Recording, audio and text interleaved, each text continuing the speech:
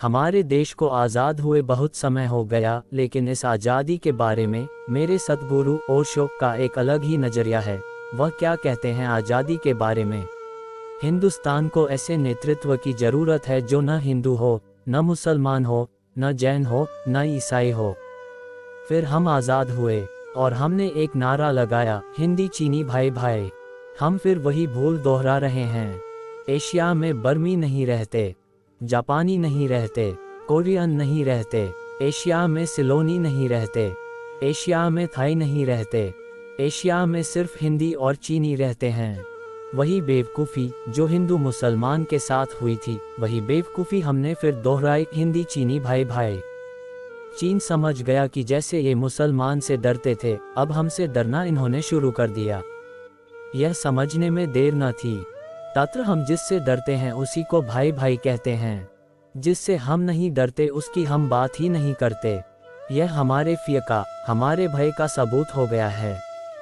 हम जिससे डरेंगे उसी को कहेंगे, हम आप तो भाई भाई हैं।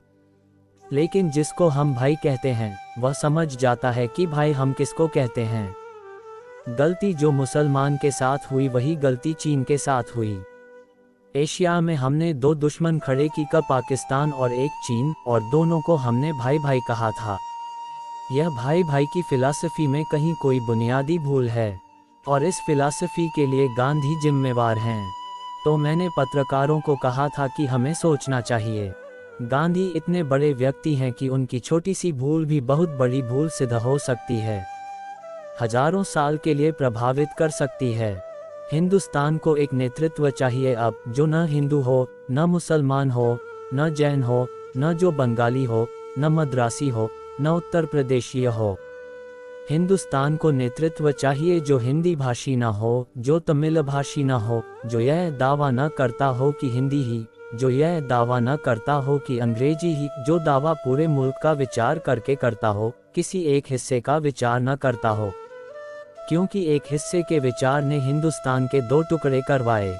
अब और इस तरह के विचार हिंदुस्तान को 100 टुकड़ों में तोड़ डाल सकते हैं और हिंदुस्तान करीब करीब टूट गया है। मुश्किल है इस जोड़ को बिठाना। इस जोड़ को बिठाना बहुत मुश्किल साबित होगा। भाषावार प्रांत तोड़ दिए, पूरे हिंदुस्तान की हमने कोई फिक्र न की, एक एक भाषावार प्रांत की फिक्र की। अब महंगा हो गया मामला। अब एक एक भाषावार प्रांत एक एक पाकिस्तान सिद्ध हो सकता है। जो हो गया वह सवाल नहीं है, आगे फिर यह पुनरुक्ति रोज रोज होती चली जाएगी। पीछे लौट कर देखना जरूरी है। गांधी के 50 वर्षों की कहानी इस हिंदुस्तान के लिए हजारों वर्ष तक मूल्यवान रहेगी। उस 50 वर्ष में हमें गौर करके देख लेना जरूरी है कि हमने क्या भूलें दोहराई, हमने कौन सी गलतियां की जो कि आगे हमसे न हो। फिर यह भी जानना जरूरी है कि कोई कितना ही बड़ा महापुरुष हो, दुनिया में कोई पूर्ण पुरुष न हुआ हो, न हो सकता है। सच तो यह है कि जो पूर्ण हो जाते हैं वे मोक्ष चले जाते हैं, शायद वे दुनिया में वापस नहीं आते हैं। दुनिया में जो आता है वह अपूर्ण होता है, इसीलिए आता है।